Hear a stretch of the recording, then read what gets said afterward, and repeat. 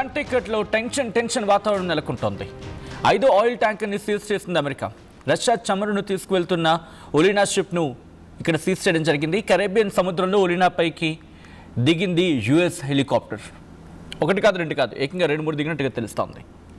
Video release చేసింది America సైన్యం. రష్యాను అంతకంతకు రెచ్చగొడుతున్నాడు ట్రంప్. వెనుజులా చమురు పరిశ్రమను ఆధీనంలోకి తీసుకునేందుకు ట్రంప్ ప్రయత్నాలు చేస్తున్నాడు. ఉత్తర అట్లాంటిక్లో అమెరికా కోస్ట్ గార్డ్ మకాం వేసింది. అక్కడ తిష్ట వేసిందనే చెప్పుకోవాలి. కరేబియన్ సముద్రంలో కూడా యుద్ధ వాతావరణం నెలకొంటుంది.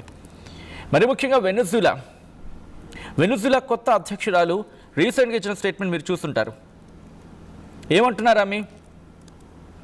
ట్రంప్ ఎంత అన్నా కూడా మేము మా మాట మీద నిలబడతాం.